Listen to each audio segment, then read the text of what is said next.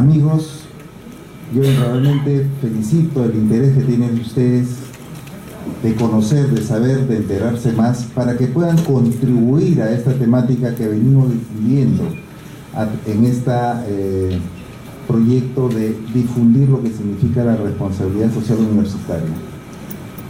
Como ustedes recordarán, lo que han asistido, hemos desarrollado un tema del FRIAG. Cómo podemos analizar los materiales y hacemos una vida de mejor calidad. Lo que buscamos es hacer un campus sostenible. Como también hemos indicado la eficiencia energética en otra conferencia. Y el día de hoy vamos a desarrollar la energía renovable. Y para empezar esta conferencia hemos traído al ingeniero Rafael Espinosa, a quien quiero que reciban ustedes con fuertes aplausos, por favor.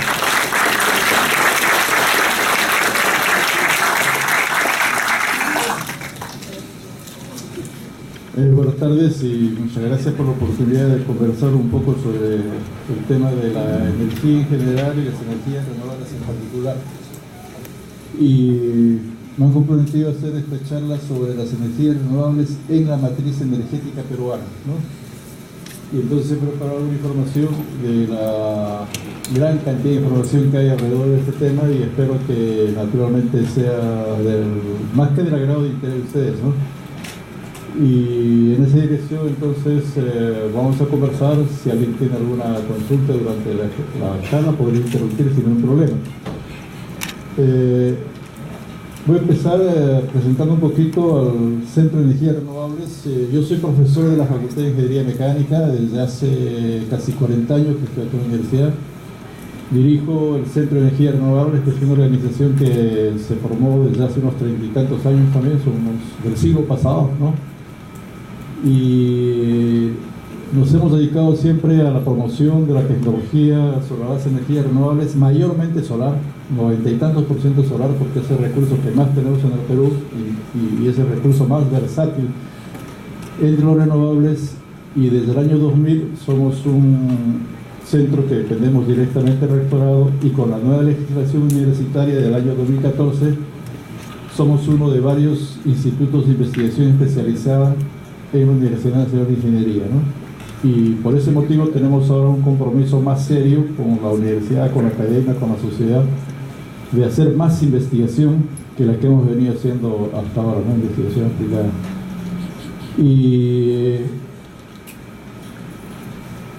hemos trabajado en todo ese tiempo mayormente en el sector rural nacional, es decir, siempre hemos mirado a aquella parte del Perú en donde todavía hay bastante que hacer, ¿no? En la medida que creemos que precisamente la universidad pública debe atender prioritariamente a las necesidades nacionales.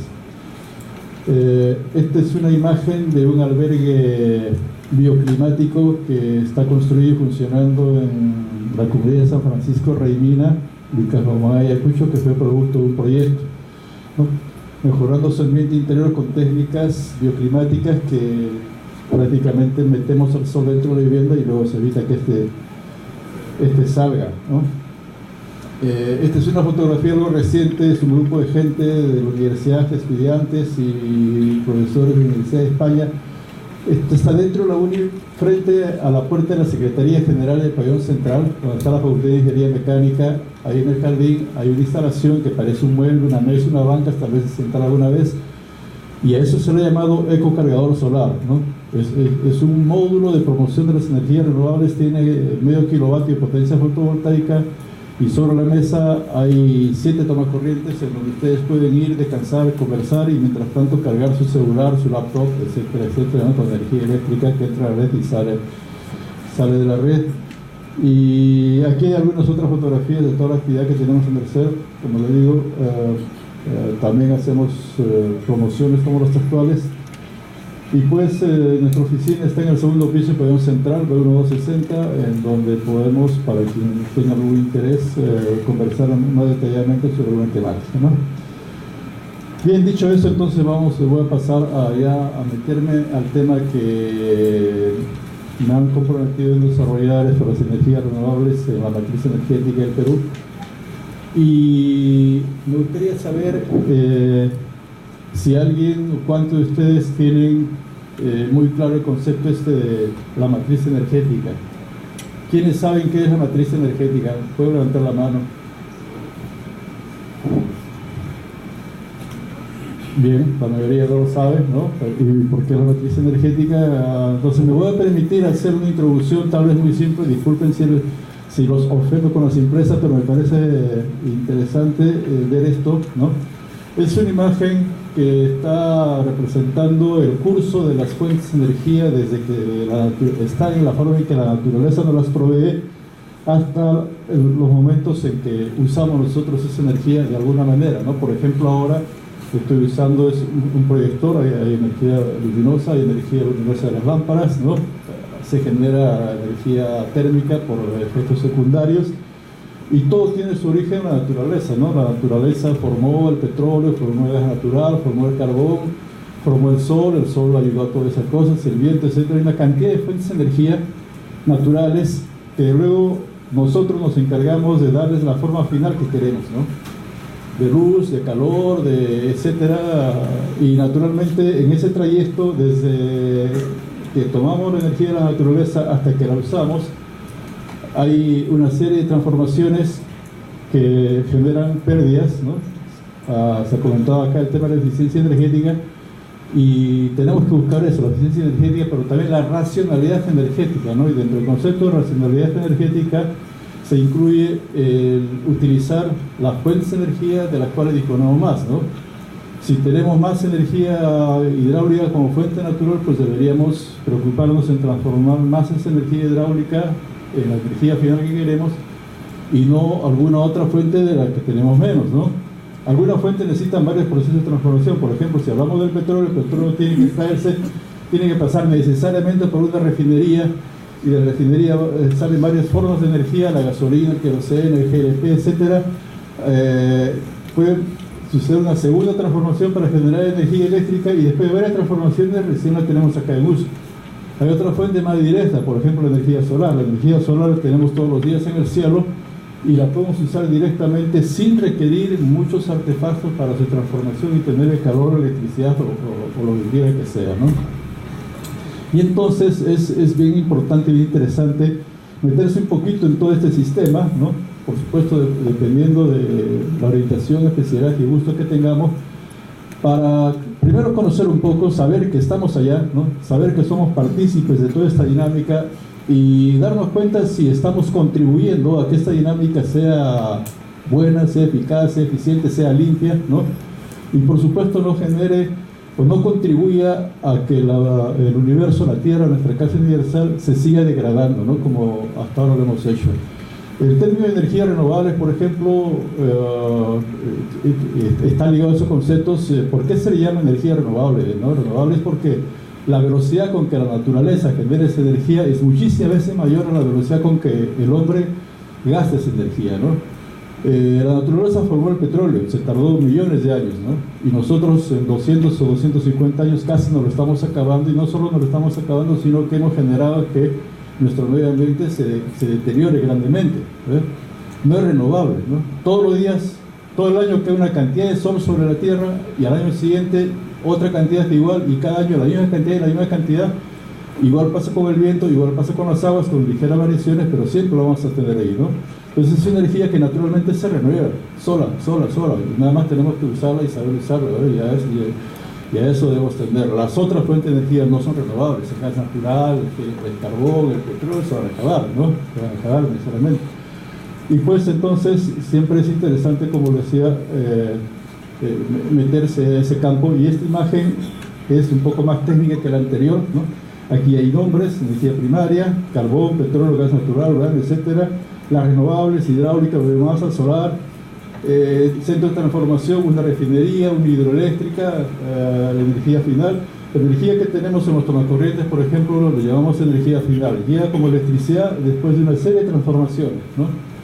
Y de la energía final al uso está el equipo de demanda y la energía útil, ¿no? Este equipo, por ejemplo, es este proyector, ¿no?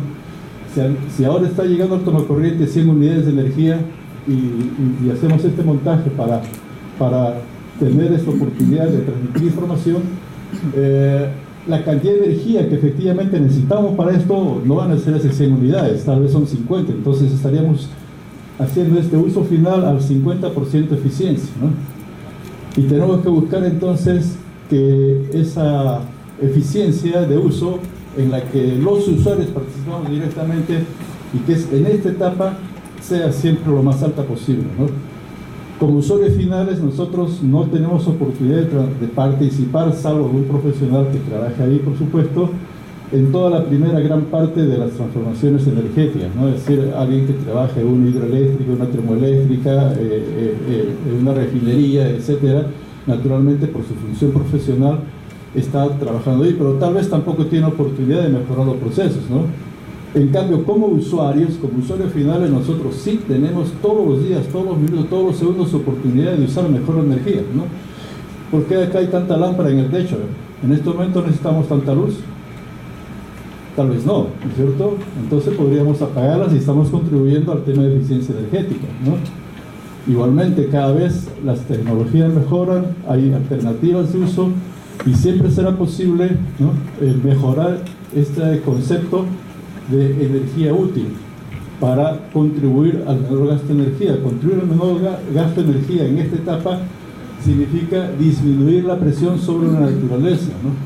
Sacar menos petróleo, sacar menos carbón, sacar menos gas, ¿no?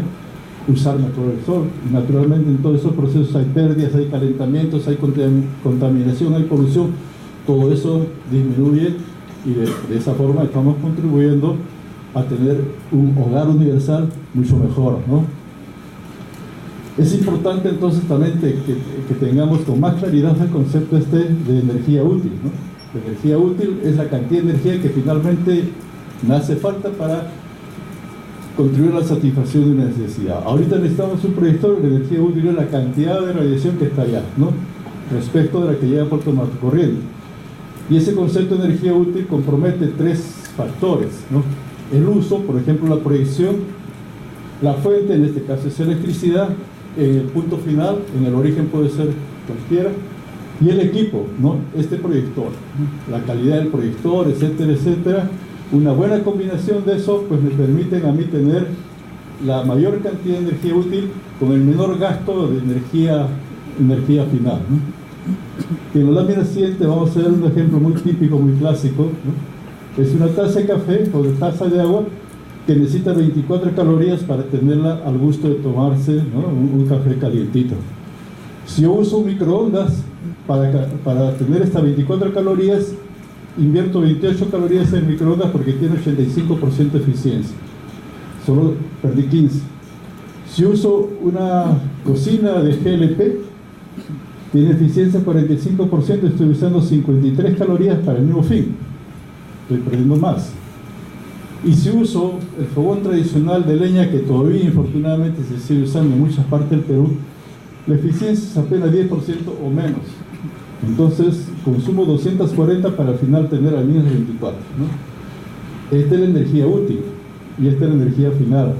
Y estas son las eficiencias, ¿no? Y entonces tenemos que preocuparnos siempre de hacer la mejor combinación, ¿no?, entre el uso, el gusto que queremos darnos, el equipamiento que hacemos para eso y la fuente que tenemos que usar. Tal vez no siempre tengamos la oportunidad de elegir fuente, porque probablemente siempre vamos a tener solamente un tomacorriente donde enchufar algo y usar energía eléctrica. Pero tal vez sí tengamos oportunidad de hacer algunos otros cambios o mejoras, ¿no?, entre todos los factores que concurren para un uso de esta naturaleza, ¿no? Entonces, con esta introducción vamos a ver ya algo más vinculado con la famosa matriz energética. Y para hablar de la matriz energética tengo que referirme al Balance Nacional de Energía. Este Balance Nacional de Energía es un documento que lo edita y lo elabora el Ministerio de Energía y Minas, y cada año se hace este balance. Esta es la etapa de la versión del año 2015, es la última publicación, y es un documento que nos dice de cómo se usó la energía en el Perú en ese año, ¿no? La energía que se extrajo, la energía que se transformó y que se usó en todos los usos que demandan energía. Naturalmente, allá vamos a encontrar la cantidad de energía propia que hemos usado y la cantidad de energía que hemos tenido que exportar, Ahora, a nivel del país, somos importadores netos de energía, ¿no? De toda la cantidad de energía que necesitamos, tal vez 50% tenemos que comprarlo del exterior porque no nos alcanza lo que tenemos dentro de nuestro territorio, y eso pues es finalmente un nivel de dependencia. Y ustedes pueden entrar a la web, a la página del Ministerio de Energía y Minas, y ahí tiene esta publicación, la bajan, es importante, interesante.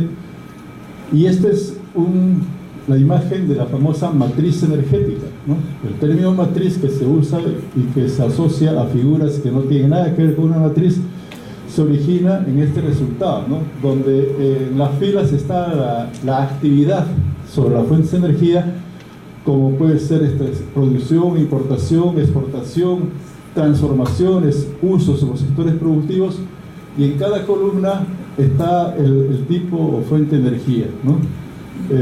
Por ejemplo, vamos a acercar un poquito.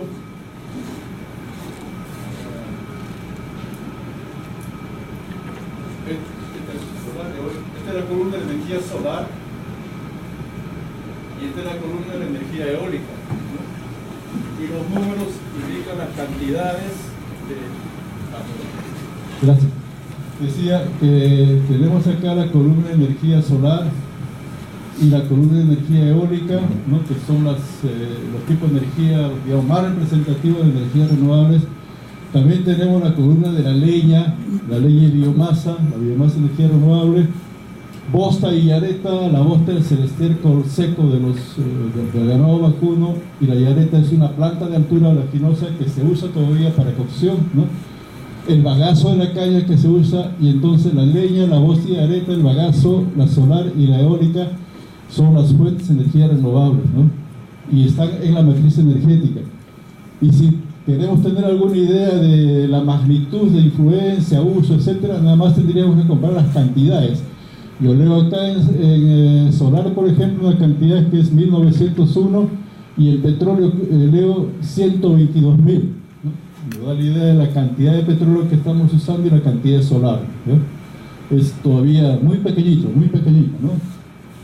Y como le decía, estas líneas, acá en la producción de energía, importación, exportación, energía no aprovechada, es decir, es una configuración que, conforme vamos avanzando desde esta esquina hacia allá, ¿no? en orden adecuado, vamos siguiendo esa trayectoria de las transformaciones energéticas, y podemos ver aquí en la última parte las filas donde figuran los sectores productivos que se organizan en el Perú. Y entonces está el sector residencial, comercial, público, transporte. Y si yo, por ejemplo, me sitúo en el sector residencial, todos esos números que están en esa fila indican lo que sucede, ¿no? De acuerdo a la fuente. Y por ejemplo, el cruce de solar con el sector residencial, acá hay un número de 650, las unidades, esto es el terajoule, ¿no? Entonces esto me indica que en el año 2015 el sector residencial consumió 650 terajoule de energía solar, ¿no? Igualmente el sector en calidad de energía primaria, ¿no? En ese mismo año el sector residencial, ¿no?, consumió leña, vean, casi 79.000 terajoule en forma de leña, ¿no? Y solamente 650 terajoule como energía solar, ¿no? Y este consumo de leña es a una eficiencia bajísima, ¿no? Tal vez de esos 79.000 solo se transforman en energía útil 7.000. Y entonces las entidades académicas como la Universidad de Ingeniería deberíamos preocuparnos en generar tecnología para que esto llegue a cero o muy cerca de cero, y más bien estos valores correspondientes a las renovables se eleven con el tiempo, ¿no?, en términos de energía útil, ¿no? Entonces las energías renovables en la matriz energética hay que observarlas en estas plantillas, y por supuesto en varias otras informaciones que están en la misma publicación, ¿no? Esto es algo más específico, y es el balance de energía solar al año 2015.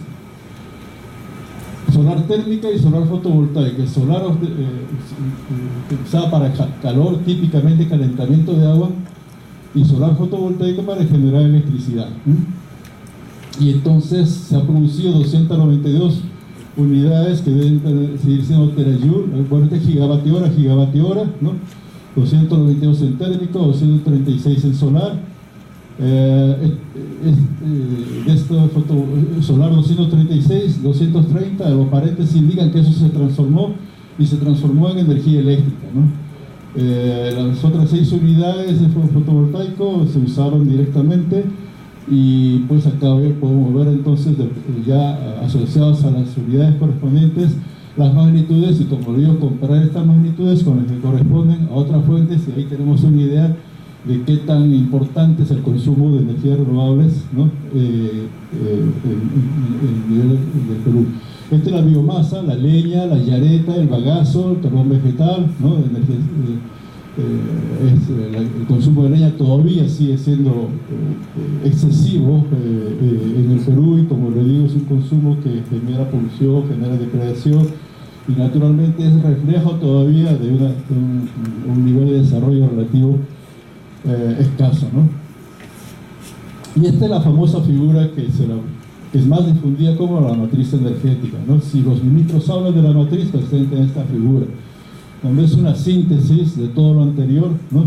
Si observamos la figura que es verdaderamente la matriz, aquí tenemos las fuentes primarias que se usan, ¿no? Carbón, petróleo, etcétera, y aquí a los usos finales, en esta figura, ¿no?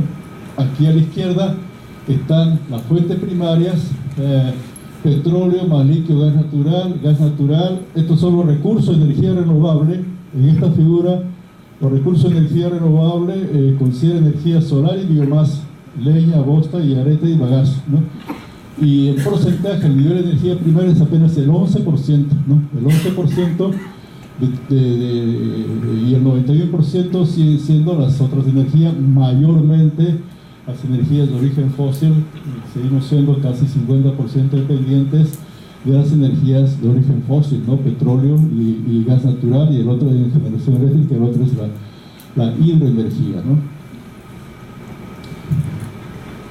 Y ahora, el año pasado, el Ministerio ha publicado el Balance Nacional de Energía Útil, que es conceptualmente tiene la misma dirección que el balance de energía, cuyo resultado lo estamos observando, pero en esta publicación ya hay valores de energía útil. Es decir, sabemos ahora cuál es la eficiencia al nivel del Perú de la transformación de energía final a energía útil, ¿no? Es decir, cuánta energía estamos perdiendo en el uso final, cómo estamos contribuyendo nosotros los usuarios a esa pérdida de energía, ¿no? Es otro documento que también está en la página web del Ministerio y que sería interesante que lo tengan. Es muy reciente. El anterior balance de energía en energía útil se hizo en el Perú en el año 1988, ¿no? Porque no es un trabajo muy fácil. Después de casi 40 años se ha vuelto a hacer este balance de energía útil, y su importancia radica precisamente en eso, porque nos está diciendo, ¿no?, de qué manera nosotros los usuarios usamos la energía. Y vean, por ejemplo, este es el total a nivel del Perú al año 2013. Esta es una publicación del año 2016, pero la información es hasta el año 2013, ¿no? Y entonces, el año 2013, el Perú tuvo 759.211 terajoules de energía final. Por ejemplo, energía en los tomacorrientes, GLP en los balones de gas, gasolina en los grifos, etc., ¿no? Y esa cantidad de energía en ese nivel, comparada con la cantidad de energía que ya es de energía útil, ¿no?, la iluminación, el calor, etcétera, se redujo a 303.785. Si dividimos esta cantidad entre esta cantidad, sabríamos la eficiencia con la cual el Perú usó finalmente toda su energía, ¿no? Y andamos todavía bajos, es menos que la mitad, ¿cierto? Así al ojo, después están los números.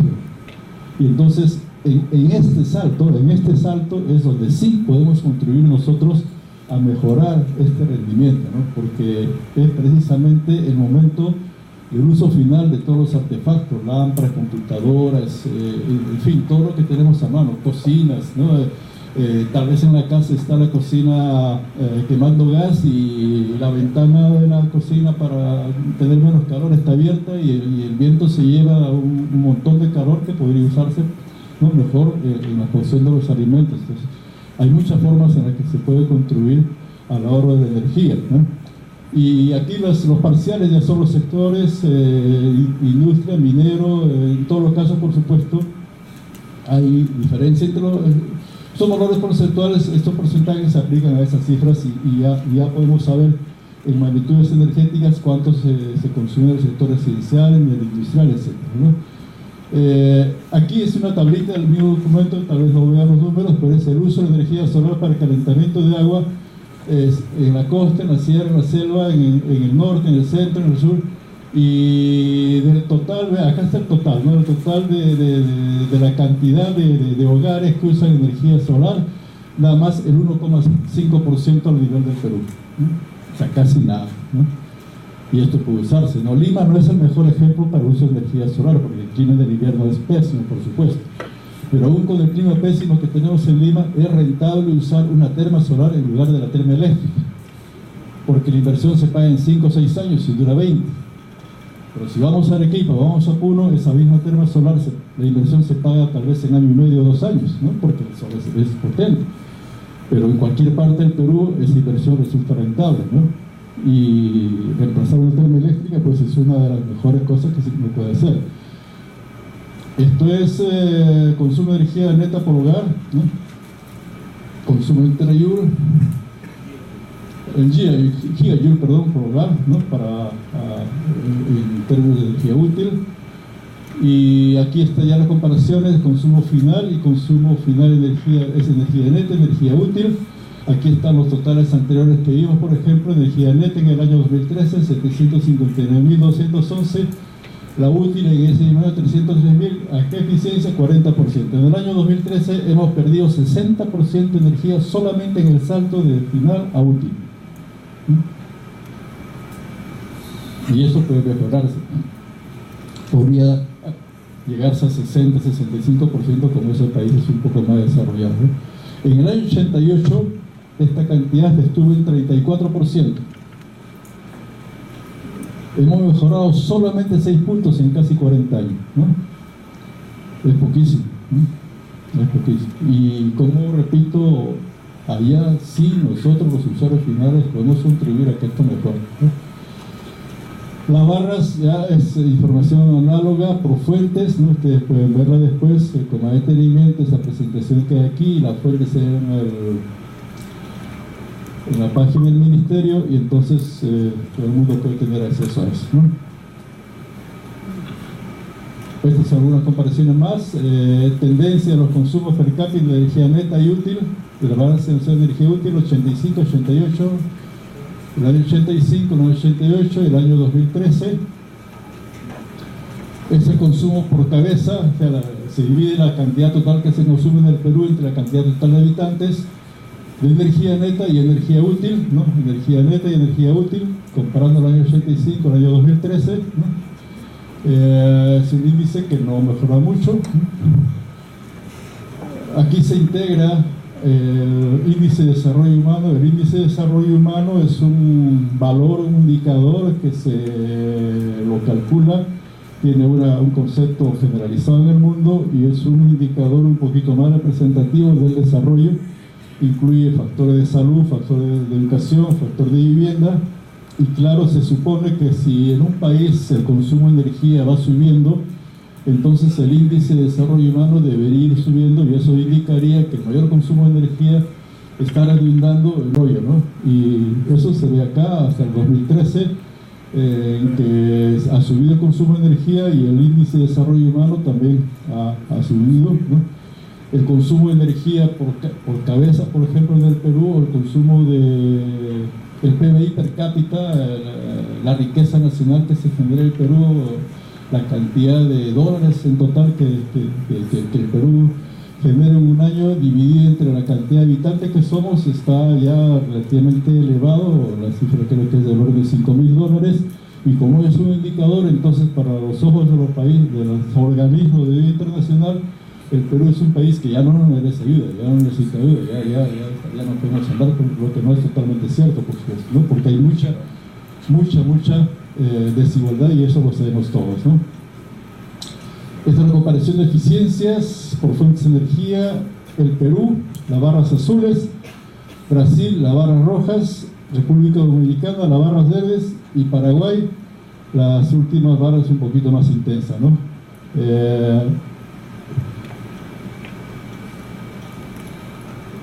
El carbón mineral y derivados, ¿no? Si comparamos la barra roja y Brasil, decía, Perú estamos acá, ¿no? No estamos muy bien si nos comparamos con otros países, tenemos mucho por mejorar, ¿no? Y eso lo podemos hacer naturalmente con aporte de todos nosotros, ¿no? Y esto es un poquito más de lo mismo, ¿no? Los números que nos indican el consumo de la fuente de energía primaria, neta, útil y eficiencias por sectores. Sectores, a ver, esta es energía neta, ¿no? Que es la final, y esta es energía útil, y acá están las eficiencias, ¿no? El sector residencial, acá está el sector residencial. En el 2013 consumió en total 91.339 unidades de energía terajoule. Eso en energía útil es 9.404. Vean la eficiencia de consumo útil, de útil al final, en el sector residencial. Es 9.400 entre 91.939, 10,3% de eficiencia. El sector residencial son nuestras casas, ¿no? Ahí estamos tirando 90% de energía de la que pagamos y la que compramos. No puede ser, ¿no? Claro, es lo cierto, ¿no? Con más o menos aproximaciones estamos así, y eso lo podemos mejorar.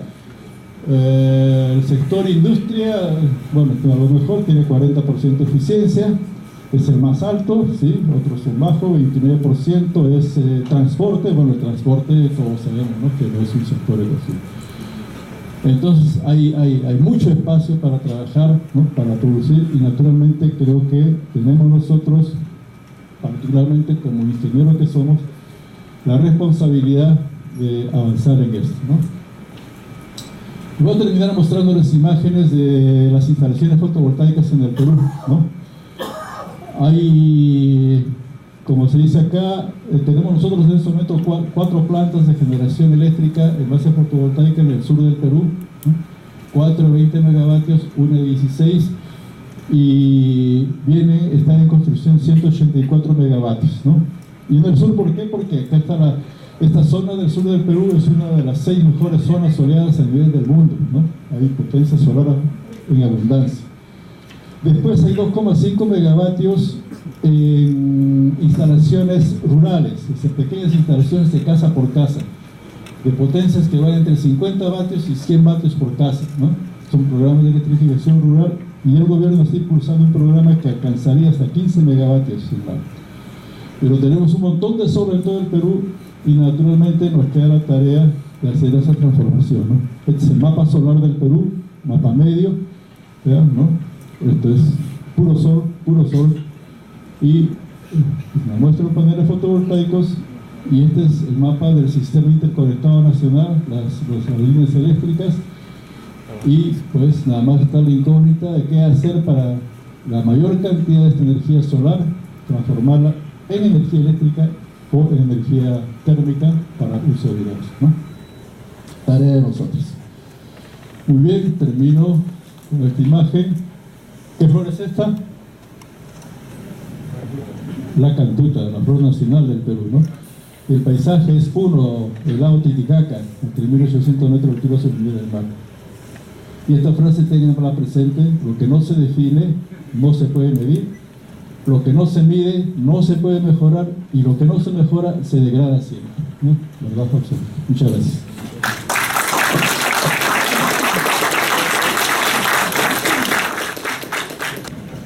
Buenas tardes. Tengo dos consultas. La primera es cuando usted menciona que han implementado un sistema para cargar los celulares y menciona que esa energía sobrante es transmitida a la red. ¿Hay alguna normativa de ello? O sea, si el gobierno da un bono adicional por entrega de exceso de energía a la red. Tengo en conocimiento que hay algunos países que eso está prohibido si uno quiere instalar un panel solar en su vivienda o satisfacer a toda su vivienda con energía solar y lo devuelve el exceso a la red.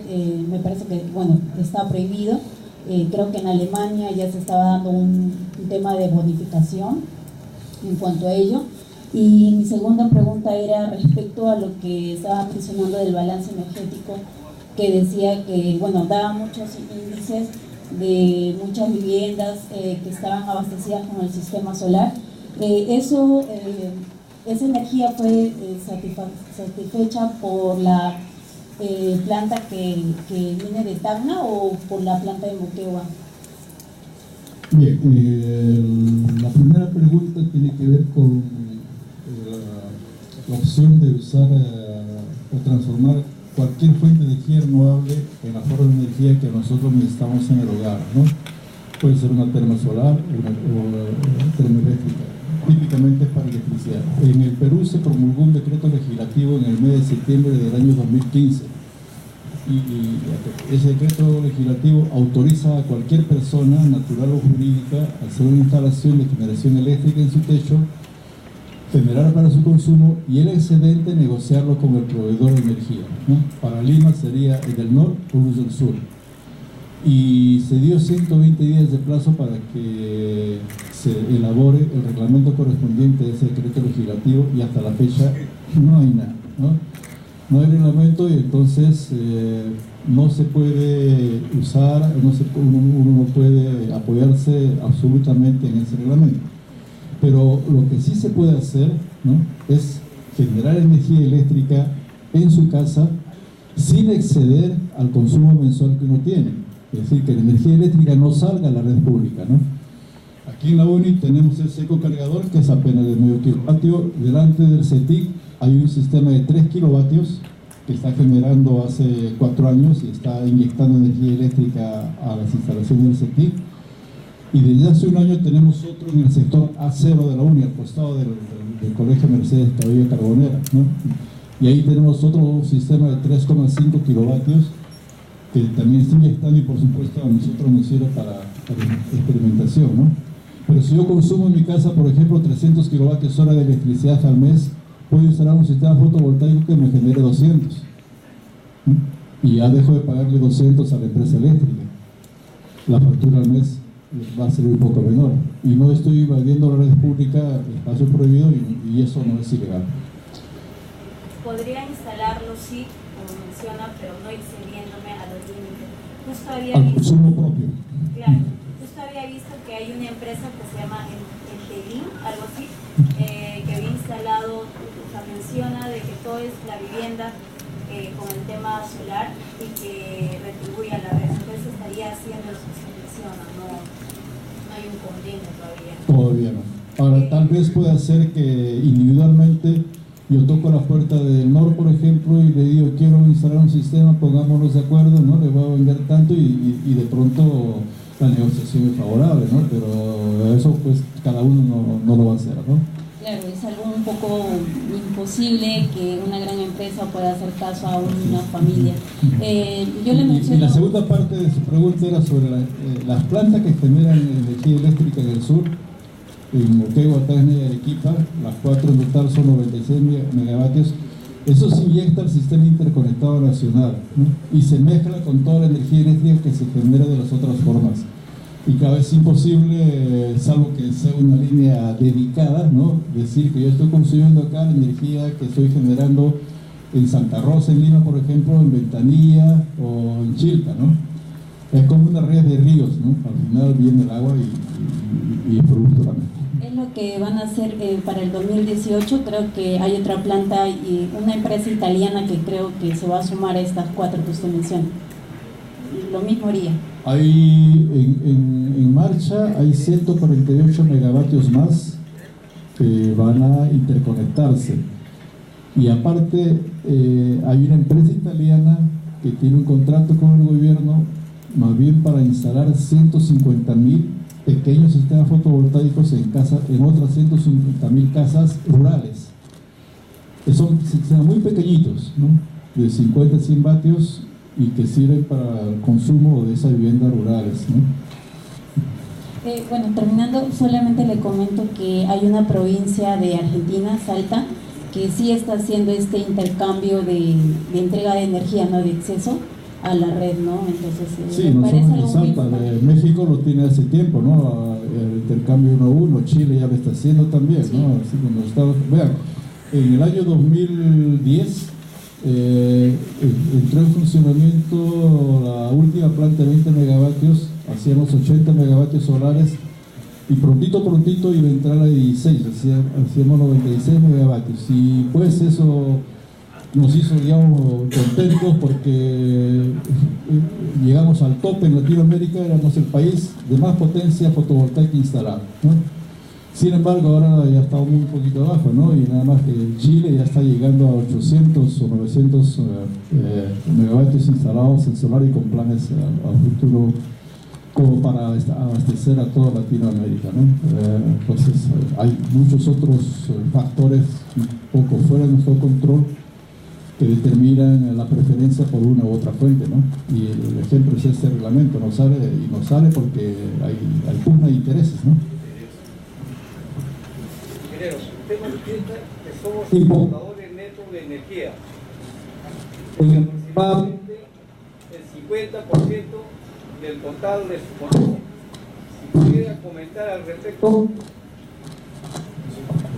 Sí, en esta misma publicación de la balanza de energía están los números precisos de cuánta energía el Perú importa y cuánta exporta. Por ejemplo, importamos petróleo, importamos GLP, ¿no?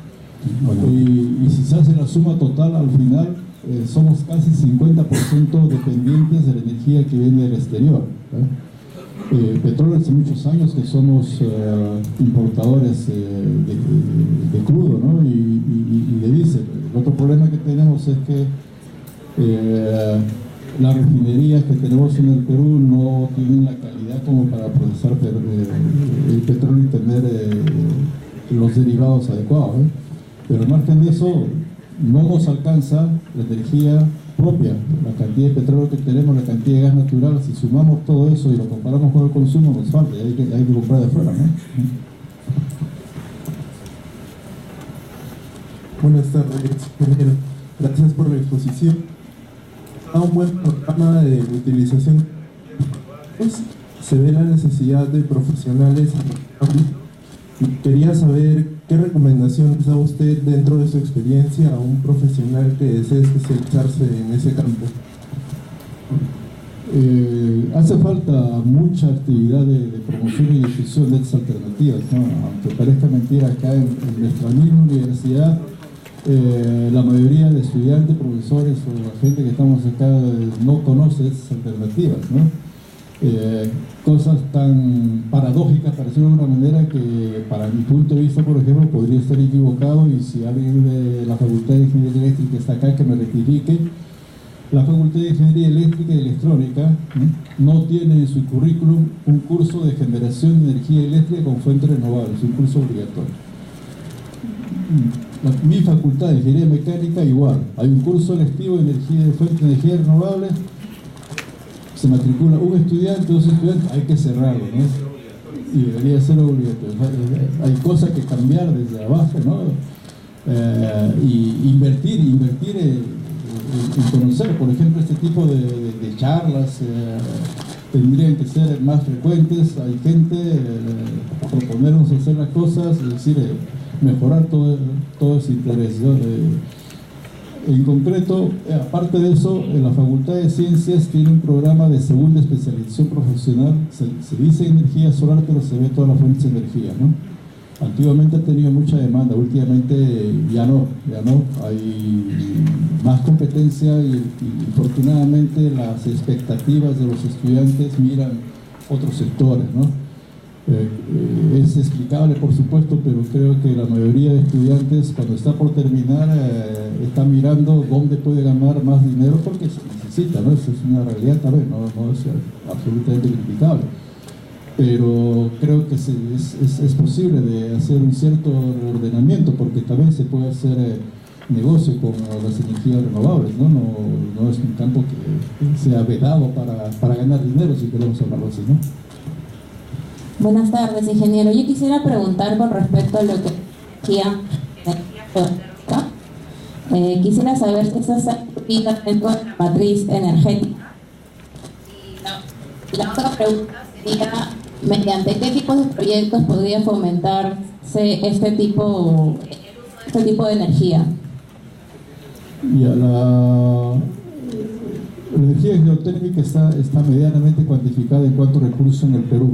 Típicamente los yacimientos están en el sur y desde hace muchos años se sabe que hay alguna intención de hacer una instalación geotérmica de prueba, pero eso está quedando así nada más, ¿no? Hay una cantidad importante de recursos geotérmicos que pudiesen explotarse para generar electricidad, ¿no?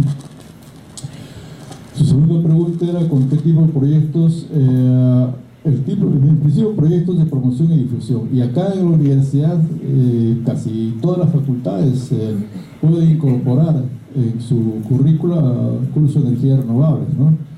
Yo en la facultad he enseñado cursos de energías renovables. Hay otro curso que ya no se enseña porque no tiene demanda, que se llama energética, en donde se ven todos estos temas, por ejemplo, ¿no?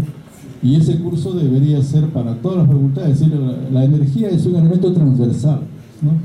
No se puede hacer absolutamente nada sin energía. Crecer desordenadamente u ordenadamente hace falta energía para todo, absolutamente, ¿no? Y en todos los niveles, el nivel de prospección, por ejemplo, de fuentes de energía, el nivel de transformación de esas fuentes de energía, en transporte de energía, en utilización de energía, en gerencia de energía, en empresa de energía, ¿no? En negocio de energía, ¿no? En protección ambiental asociada con la energía. Entonces creo que la única facultad, no, tampoco, iba a decir arquitectura, pero en arquitectura también, es decir, con más o con menos intensidad, pues la energía está cerca de todas las especialidades, ¿no? Y yo creo que algo debería hacerse para que en todas las facultades de la universidad el estudiante tenga oportunidad de escuchar consistentemente la temática de la energía asociada a su especialidad.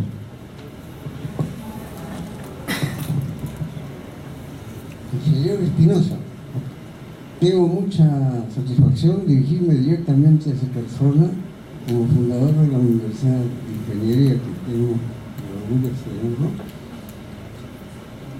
Esta pregunta puntual sobre la generación de energía eléctrica por medios no conocidos, es decir, por medios no convencionales. Y antes dijo usted sobre la producción de energía eléctrica en los hogares de cada peruano.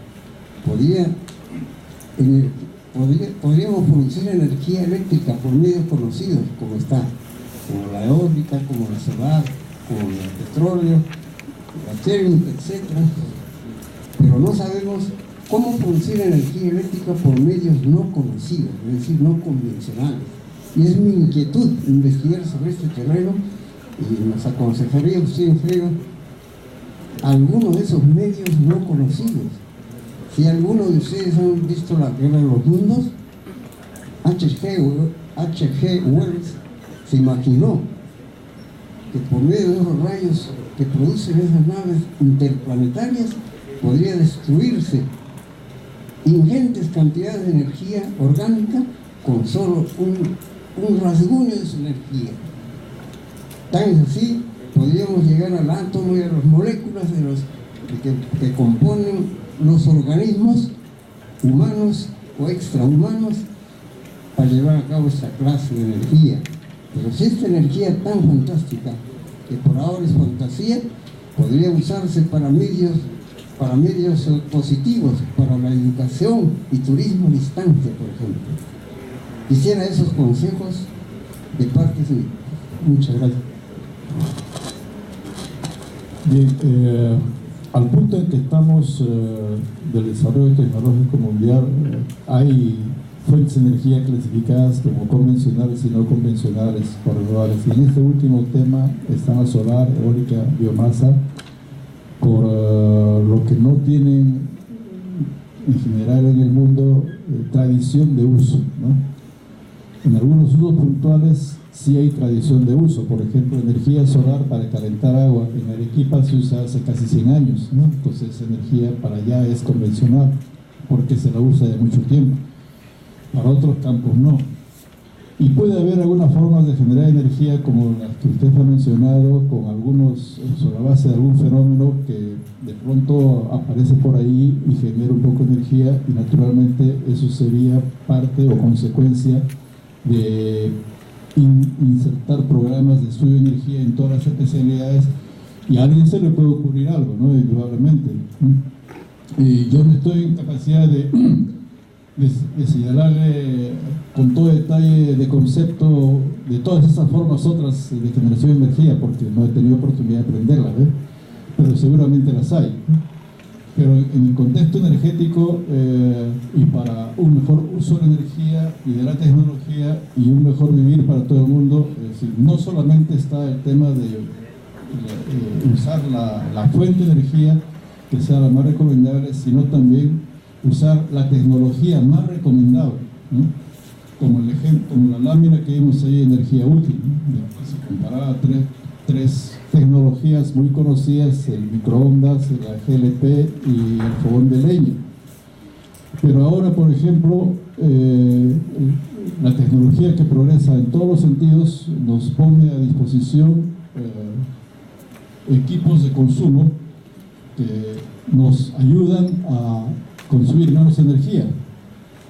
En iluminación, por ejemplo, ahora todas las lámparas deberían ser de la tecnología LED, absolutamente, ¿no?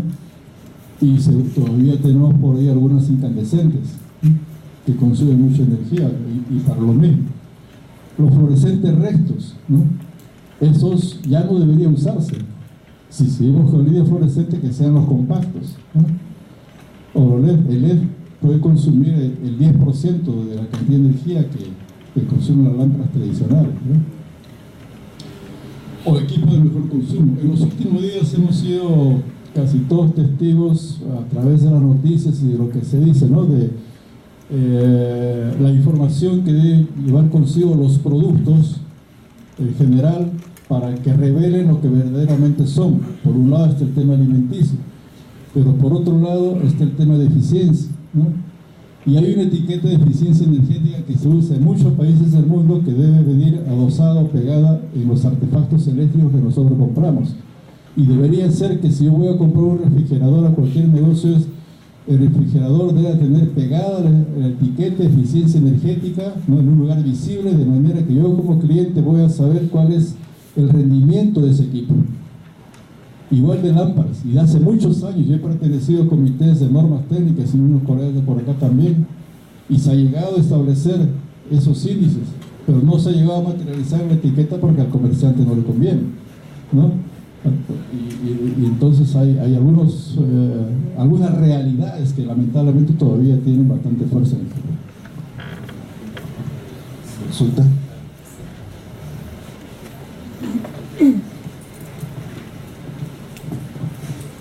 Buenas tardes, ingeniero. Dos consultas. La primera, ¿de qué manera se puede medir la eficiencia real de producción de las plantas solares instaladas que comentó a nivel de todo el país?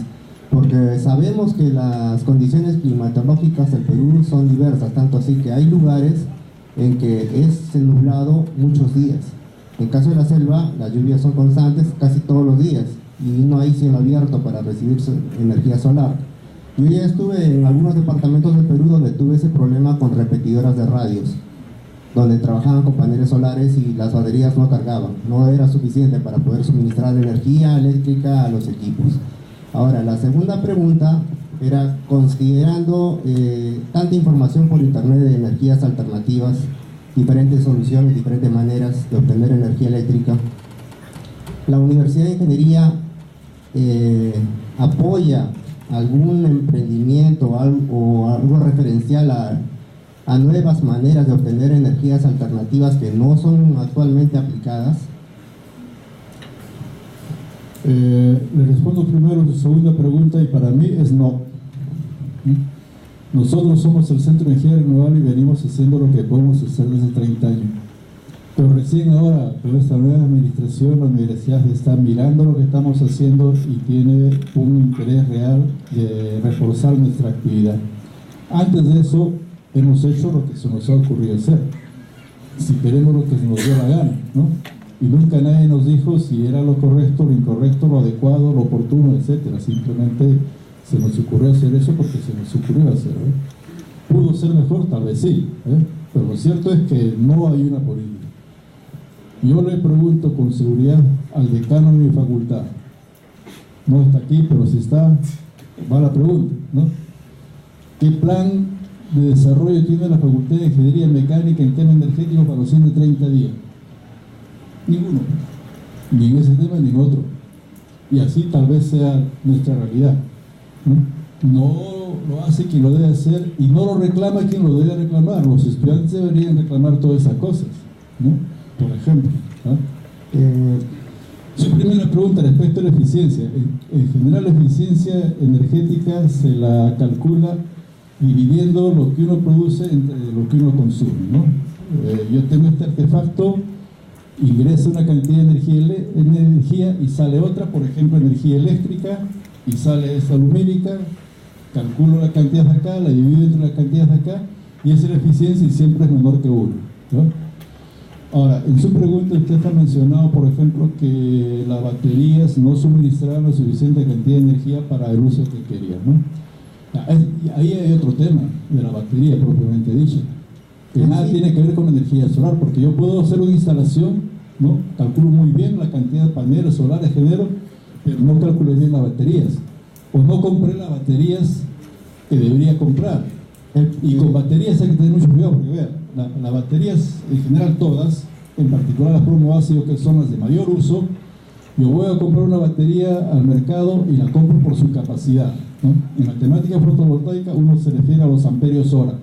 Entonces voy a comprar una batería de 100 amperios hora, carga eléctrica, y de la mejor marca, y me la llevo.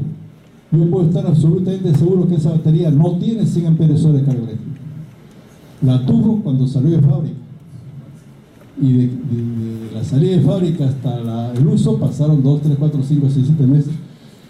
Nosotros hemos en laboratorio evaluado muestras de baterías que se han ido a instalar a los programas de electrificación rural. Antes, hace 10 años, era obligatorio.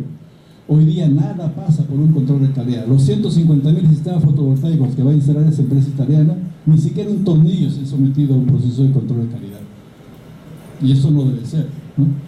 Volviendo a lo de las baterías, progresivamente en 4, 5, 6 años hemos pasado por laboratorio como 100 baterías, casi todas de 100 amperios hora. Y lo primero que se hace es medir su carga inicial, descargarla totalmente. ¿Con cuántos amperios hora llega? En promedio, de esas 100 baterías de 100 amperios hora, el promedio anda por los 73 amperios hora. Y luego entonces hay que recargarla para que se recupere. Si yo compro una batería de 100 amperios hora, no sé cuántos tiene. Quiero un laboratorio para saber, porque no hay un medidor de carga, ¿no? Y si le instalo así de 75, creyendo que es 100, y con el clima variable que usted ha dicho, entonces esa batería a los 6 meses ya no es batería.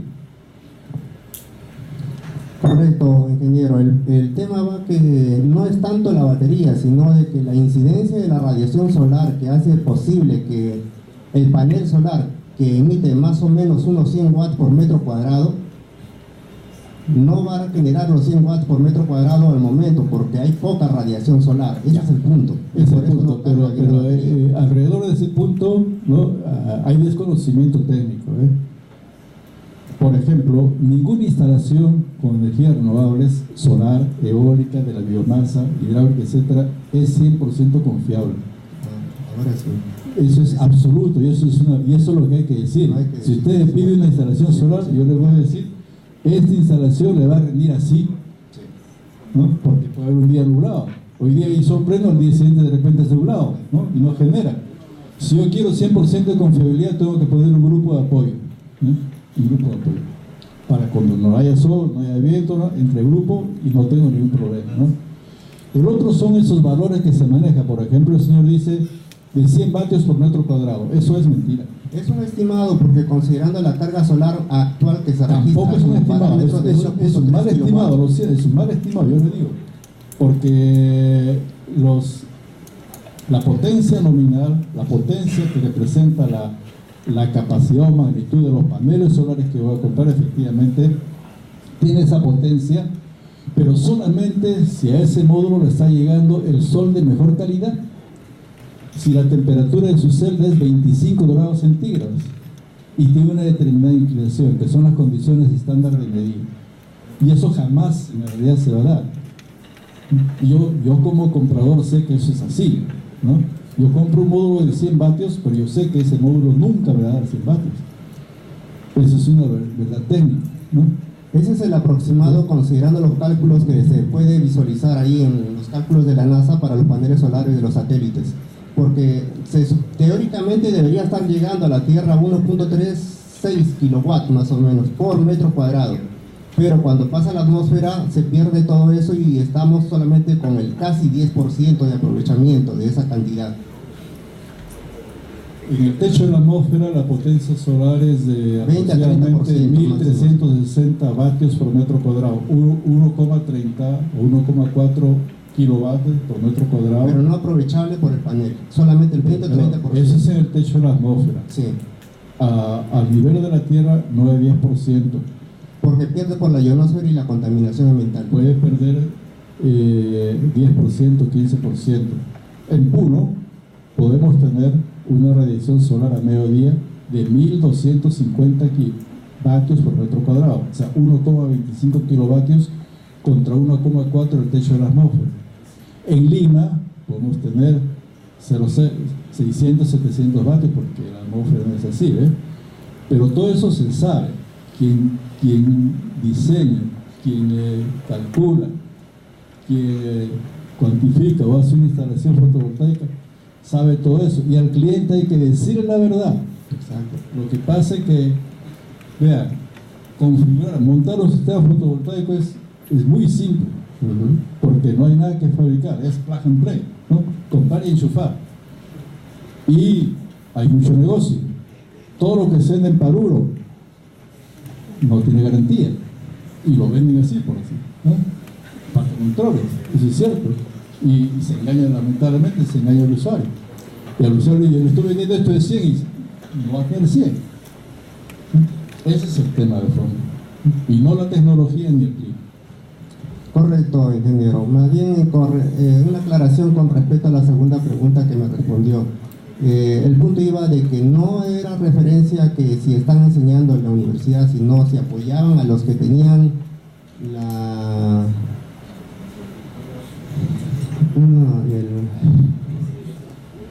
el emprendimiento en sí, el amor por la ciencia y la tecnología, que ellos mismos investigan, buscan, no que necesariamente tenga que haber el curso de la universidad, sino que por su propia cuenta ellos han investigado y han logrado al menos tener una idea para ver cómo poder aprovecharla. Ese era el punto, para ver si la universidad los apoya también. El promedio sí, ¿no? El fondo real es que todavía la universidad o el país no le dedican la atención debida al desarrollo del apoyo a la ciencia y tecnología. Tenemos que reconocer, por ejemplo, que el gobierno del señor Humala sí multiplicó notablemente el apoyo económico a través del CONCITEC para la ciencia y la tecnología, pero todavía no fue suficiente en lo que queremos, ¿no? La doctora Gisela Orjeda, que fue presidenta del CONCITEC hasta hace 30 o 60 días que ya renunció, ¿no? Revolucionó el CONCITEC y ha hecho muy buena política, reorganizado para el apoyo a la ciencia y tecnología. Hoy en día hay más fondos, ha mejorado algo, y lo que se empieza a percibir en este gobierno es que la cosa no está continuando así, lamentablemente. Esperemos que sea una percepción inicial y no la política del gobierno, ¿no? Pero claro, hace falta mucho más. La universidad no tiene tanto dinero, lamentablemente, tiene que pedirle al Estado. Que hay más dinero, más flujo de dinero que hace 4 o 5 años, sí es cierto, ¿no? A través del minero, ¿no? Pero todavía no es suficiente. Pero es importante, sí, que se haya generado una cierta masa crítica inicial, escasa aún en la UNI, ¿no? De profesores, científicos, somos científicos, pero que estamos con más actividad en el tema de la investigación y el desarrollo y la producción social que hace algunos años, y creo que con algo más de fuerza y ánimo para seguir impulsando esto. Ingeniero, usted presentó hace unos minutos en alguna de las diapositivas un módulo de aplicación en un hogar de San Francisco, en Ayacucho. ¿Qué iniciativas o qué proyectos de esa naturaleza existen como para popularizar ese tipo de aplicaciones en el altiplano del país? El Perú tiene las contingencias de siempre respecto de las heladas y cosas por el estilo. ¿Qué aporte de la academia estamos haciendo como universidad en un módulo como ese que se pueda popularizar? Bien, está dentro de la temática de confort térmico, de la cual hubo una conferencia acá hace 2 o 3 semanas que estuvo a cargo de mi colega Mónica Gómez, ¿no? Y nosotros en el Centro de Ingenieros Nodales hicimos un proyecto entre los años 2008 y 2010 de confort térmico, y uno de los 2 productos fue esa albergue que he mostrado que está en Ayacucho. El otro es un albergue análogo que está en Puna, una comunidad más alta, 4.500 metros de altura sobre el nivel del mar, ¿no? Con el ánimo de que las instituciones pertinentes correspondientes con el Ministerio de Vivienda tomen a su cargo eso y lo pueda difundir, ¿no? La universidad no está para hacer esa difusión.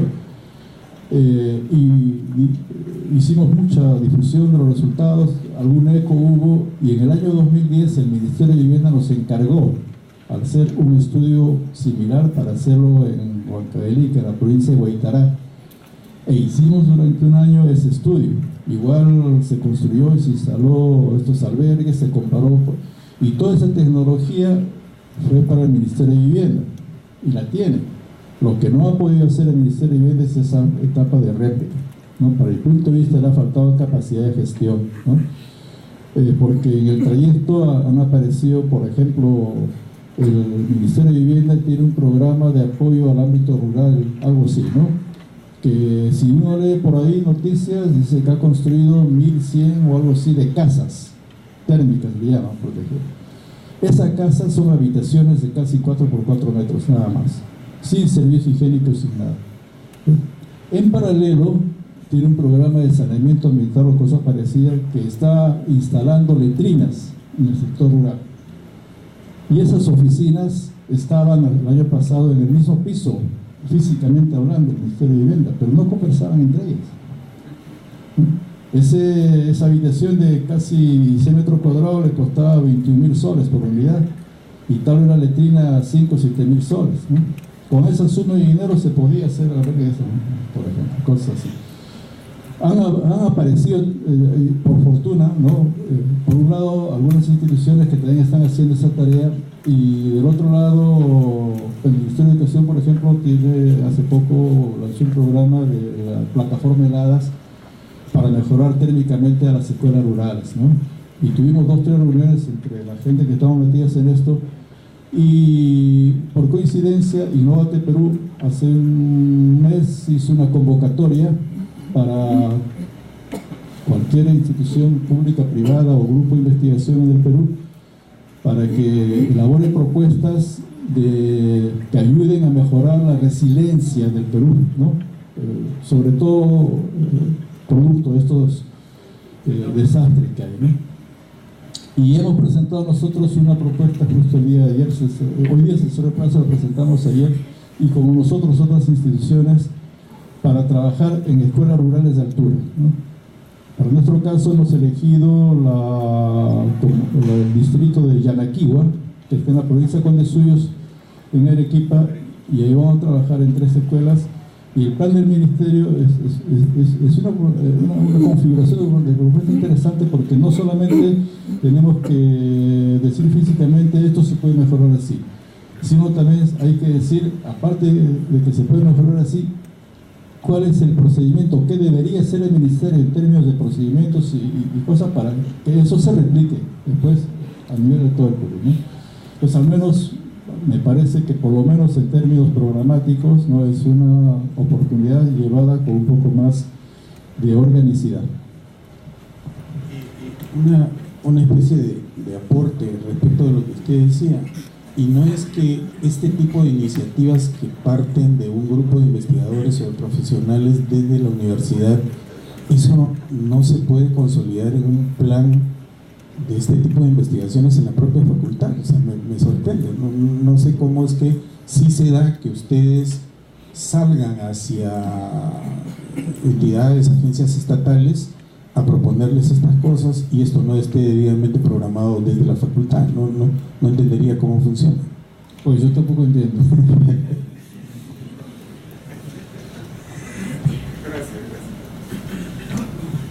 ¿Alguna inquietud adicional?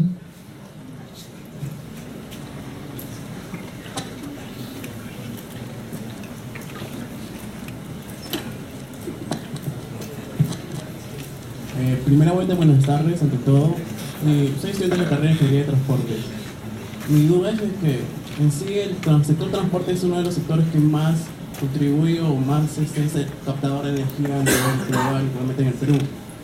Y también hasta a veces que genera mayor contaminación, siendo sus principales consumidores lo que es petróleo y gas natural. Sabemos que también ellos son grandes contaminantes y quisiera saber si hay alguna alternativa de energías renovables que se pueden aplicar al sector transporte para que de esta manera se genere menos contaminación. Desde el punto de vista de fuente de energía, sí es una alternativa y hay alguna preocupación a nivel del mundo para contribuir a que los grupos de trabajo e investigación avancen. Es en la generación de gas combustible a partir de desechos urbanos en general, ¿no? Hay una técnica conocida milenariamente que son los biodigestores. O sea, cualquier sustancia orgánica fermenta y es un proceso de fermentación natural, y las cosas se pudren, ¿no? Y al pudrirse, al fermentar, generan metano, ¿no? Y eso se puede tecnificar, y eso nosotros hemos hecho en el año 2000 varias experiencias aquí en la facultad. El hipódromo de Monterrico tiene una planta de 50 kilovatios, ¿no? Procesa el estiércol de los caballos y genera 50 kilovatios para parte de su consumo eléctrico, ¿no?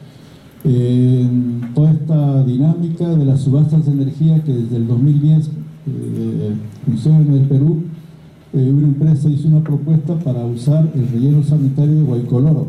Entonces Guaycoloro, que es un relleno sanitario que se ha formado por años, ahora hay una planta de generación de energía eléctrica a partir del gas que se genera en esa planta. Y entonces para el sector transporte podría generarse gas de esa manera y usar ese gas en los transportes y no el GLP ni el gas natural. Y ¿usted cree que se puede hacer eso pero a gran escala? Por ejemplo, tengo entendido que hay planes de biomasa o biogás, que es lo que usted mencionó, pero es que en Perú sabemos que esto no le presta mucha atención. Y yo pienso de que si esto se podría hacer a mayor amplitud, se generaría menos contaminantes en el Perú. Y esto sería se puede hacer, hay varias cosas que se pueden hacer y que se deberían hacer, ¿no? Y una de las cosas que hace muchos años nos hace en el Perú, y ahí la universidad puede contribuir, por ejemplo, es a evaluar el potencial de sustancias sobre cuya base se puede generar este biogás, ¿no? O sea, ¿cuánta basura orgánica tiene el Perú que podría ser utilizada para eso?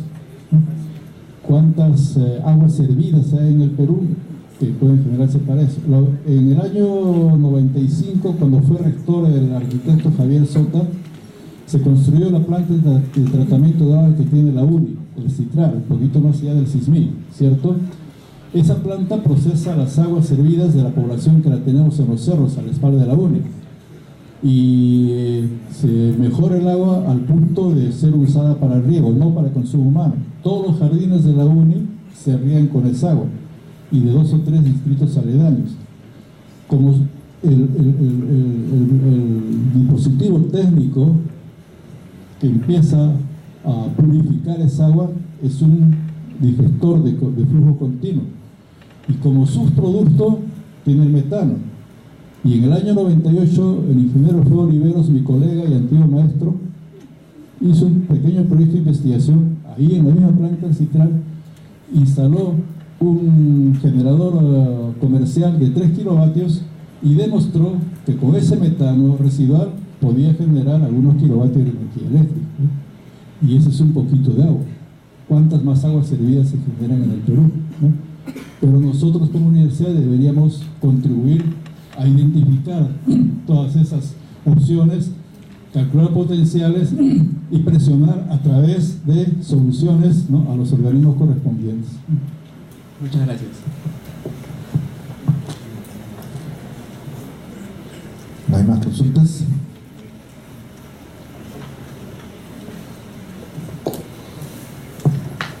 Buenas tardes, soy estudiante de la especialidad de física de la Facultad de Ciencias y tengo entendido que están haciendo como un mejoramiento de un proyecto que había de destilador de agua con energía de luz solar. Y mi pregunta era, ¿qué apoyo, digamos, qué podría hacer un estudiante y si tiene un proyecto y quiere lograrlo, qué apoyo hay para él o dónde tendría que ir? Bueno, yo sé que ahora formalmente existe la opción que la promueve el vicerrector de investigación, que es la investigación formativa, que son convocatorias que se hace periódicamente para que los estudiantes hagan propuestas de investigación, con respaldo por supuesto de un profesor de más experiencia, y haga un desarrollo. Y el que tú mencionas, precisamente en la Facultad de Ciencias, un estudiante hizo una propuesta para ensayar unos destiladores solares con un tipo de funcionamiento que no es novedad, pero naturalmente contribuye, y se está haciendo. Y así por el estilo, tal vez haya 30 o 40 estudiantes en la uni ahora que están haciendo desarrollos en diversos campos y orientaciones, con el apoyo que en términos de moneda son como 30.000 soles, ¿no? Para nuestra unidad, pero es una cantidad de dinero que es suficiente para empezar, ¿no? Y luego más adelante ya se puede hacer proyectos a nivel de profesor o con fondos concursables del exterior de la universidad, ¿no? Este proyecto que les mencioné, al cual hemos aplicado, por ejemplo, para la casa, mejorar las escuelas, apoya con 300.000 soles, ¿no?, para un proyecto de 18 meses, ¿no? Y es ya es un nivel importante, ¿no? Gracias.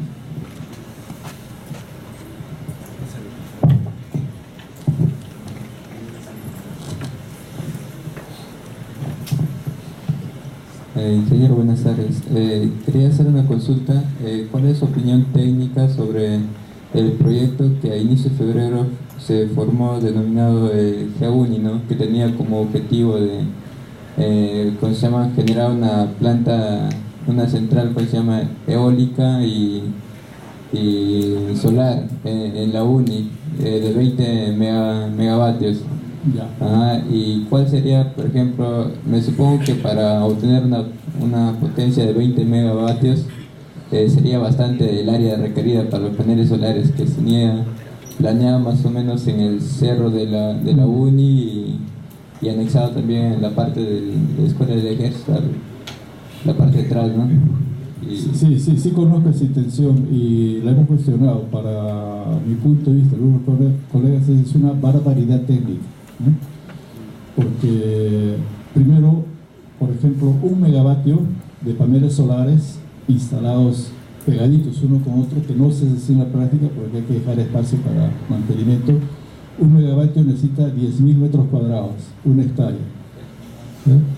Y 20 megavatios necesitarían 20 hectáreas, pero más los espacios operativos, eso por lo menos se triplica, ¿no? Se triplica. Y hay una determinada orientación.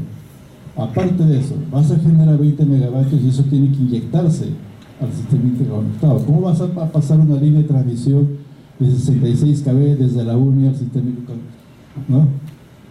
Hay una concepción absolutamente errada, ¿no?, de esa idea, Y lo único que se nos ocurre pensar es que detrás de eso hay algún interesado en vender sus paneles, ¿no? Y meternos como... Y lo otro que yo hice una conferencia en la Facultad Eléctrica en septiembre del año pasado, noviembre del año pasado, y me enteré casualmente de esa opción. Y le dije a los estudiantes, ustedes son de la Facultad de Ingeniería Eléctrica, ¿no? Y ustedes son quienes deberían diseñar esa cosa. Si la UNI no puede salir afuera a pedirle a un consorcio, a una empresa, que le haga un proyecto de ingeniería en su propia casa, es absurdo. Somos ingenieros, nosotros tenemos que decir qué es lo que queremos y necesitamos dentro de nuestra casa, ¿no? Partiendo de ahí, ¿no? Pero eso espero que no prospere, porque si prospera sería una vergüenza para la UNI, una vergüenza técnica de ingeniería, ¿no? Eso es muy cierto en la cuestión que dice también, porque si más no se sabe que la eficiencia acá de los paneles por toda la ¿cómo se llama? La contaminación y todo no darían un buen resultado. Claro, perdón que te interrumpa, ¿no? Pero por ejemplo uno de los argumentos que arguye quien propone esto es que sería una oportunidad para que se haga mucha investigación en la UNI, que tesis, etcétera, etcétera. Pero para hacer investigación yo necesito instalar 20 megavatios. Y solo tenemos 3 kilovatios acá, 3 kilovatios allá, y ya hemos demostrado, porque tenemos 3 kilovatios en Arequipa y 3 kilovatios en Tacna, ¿no? La magnitud de generación de cada uno de esos sistemas en relación a esos climas, ¿no? Y si uno está pensando en instalar una planta de 10, 20, 15 megavatios para generar energía eléctrica y entrar en el mercado, es peor todavía. Nada más uno tiene que preguntar por qué las plantas que existen están en el sur, ¿no? Y no en Lima, porque el negocio, ¿no? Sí, es muy cierto también. En la cuestión también del análisis, si habría un buen flujo de viento y todo eso, yo veo que las condiciones no son propicias también. Creo que ha sido más un tema de mercadeo, ¿no? El aspecto de este proyecto. Parece que sí.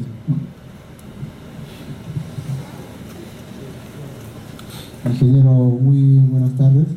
Mi consulta o duda es la siguiente.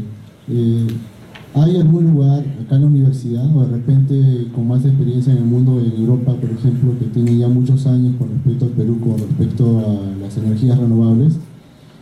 ¿A dónde va a parar los residuos? Tanto las celdas fotovoltaicas, las aspas, que son de fibra de carbono, si no me equivoco, los mismos generadores, ¿qué tratamiento les dan y qué impacto tendría, ¿no?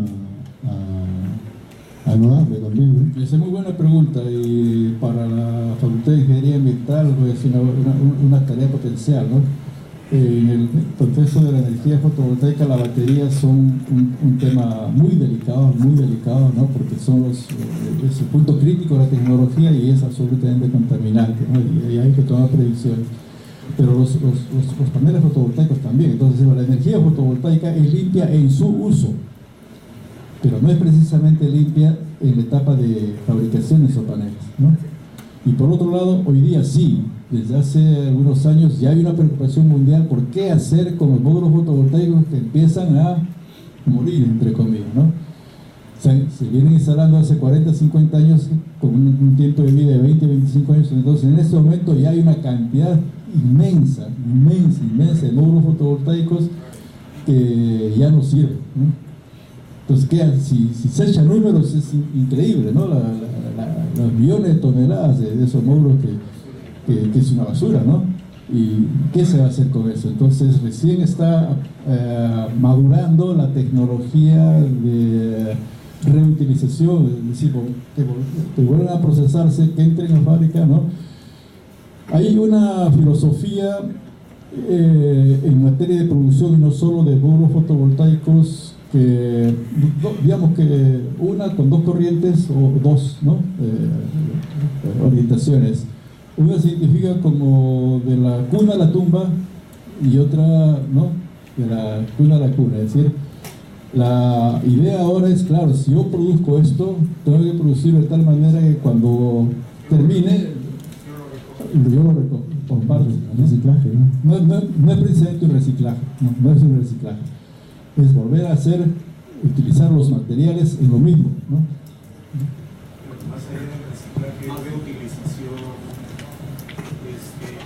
Perú ha sido firmante de una serie de acuerdos sobre contaminación ambiental. Ha venido trabajando lo que se denomina RAE,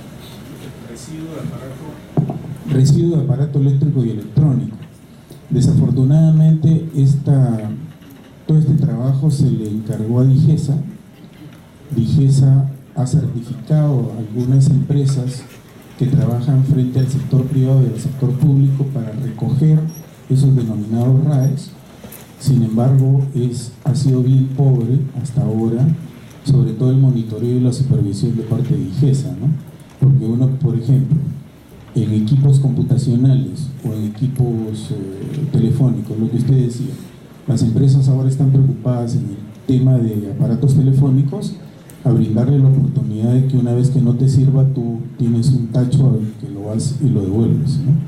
Sin embargo, hay muchos equipos eléctricos y electrónicos en los que todavía el productor, el distribuidor o el que vende no tiene un mecanismo que le permita recoger. Por ejemplo, en equipos médicos se ve mucho eso.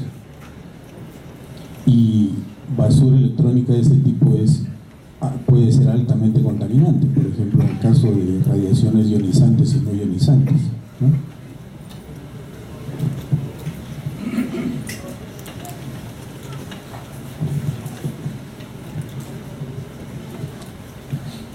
Bien. Queremos agradecer al ingeniero Rafael Espinosa por su exposición el día de hoy, y permítanme que ustedes me acompañen porque voy a expresar el agradecimiento de la Dirección de Extensión y Provisión Social del ingeniero.